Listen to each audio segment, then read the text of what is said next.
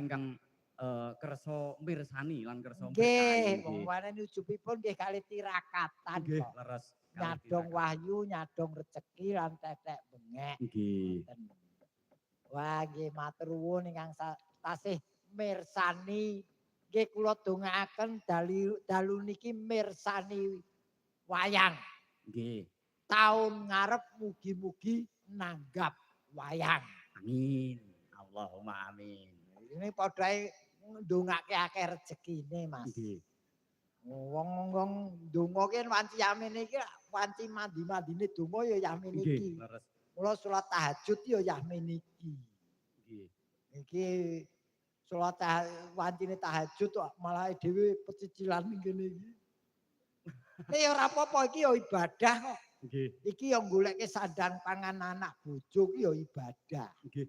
Dasare teng mriki niki nggih kathah alumnus pondok pesantren. Nggih. Nggih, pancen leres mriki.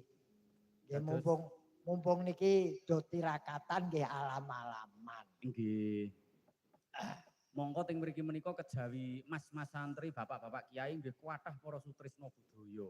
Oh, mboten katitik mboten sutrisno tok nggih Slamet, Heri, Teguh. Nggih Waluya. Waluya. Nggih. Nggih sing baku niku nderek remen kathah ingkang tasih purun yang kuyung waringgit. Nggih. Monggo teng mriki niku kala wau dipun ngendikaaken kalih panjenenganipun ingkang asmanipun Bapak Ngadri. Bapak Ngadri niku Bapak Kadus.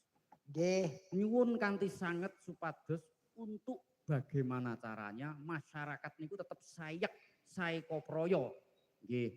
Nadyan beda kapitayan, nadyan beda aliran, tapi tetap satu tujuan, membangun Sendang Rejo yang hebat ini, Pak Di. Nggih.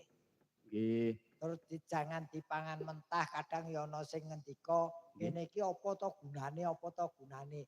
Ini nggih kula aturke kala wau ini mujudake kerukunaning warga. Jadi ini yang masuk dalam ilmu sosial kemasyarakatan.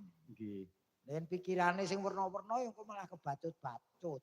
Nggih. Dasare dusun mriki menika kakane niku kathah sanget, Pak Di. Napa? Kakane. Nggih, kakak niku kathah sanget. Gur kakak apa? Apa iso ngungkuli RT. Aku ngene-ngene elek-eleki mantan RT lho. Oh, nggih. Jan nate dadi moden nggih, Dik. Kok moden napa-napa mau? Nunggu kowe. Nggih mboten. Nggih mboten, Pak Dik. Takmir. Ora kemerungsung kula kok. Aku ki apa-apa tak lakoni, Mas. Jadi hidup sekali di dunia sebisa mungkin berguna bagi orang lain. Leres. Dadi RT iki lho. Ngurusi wong corona. Kalau pengin iku. Nggonku ki 70 kakak. 70 kakak satu RT. Satu RT sing lara corona kuwi swidak telu yen ora salah. Iya. Sing mlebu rumah sakit 5, sing mati 1. Mergo komorbid kencing manis. Wah, wancine corona iki pokoke anggere ana pejabat teko nggonku todong. Tor. Diledek beras tor, dedek sembako. Kabeh kanggo apa wargaku. Iki RT iki rekoso terus. RT rekoso terus. Nggih manten nggih. Sekali tempo dadi RT. Wis adol-adol. Dasare gaweane paling abot ning biasane sok nampa napa Ade? Sing sok kerep dikritik kali masyarakat itu pertama kali serangan itu teng Pak RT lak nggih ngoten to. Nggih ning mboten napa-napa. Wong labuh-labet kok. Nggih.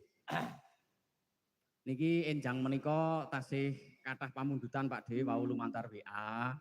Nggih mbok menawi monggo panjenengan badhe kalian putra-putrine panjenengan menika sinten ingkang badhe panjenengan dawuh monggo.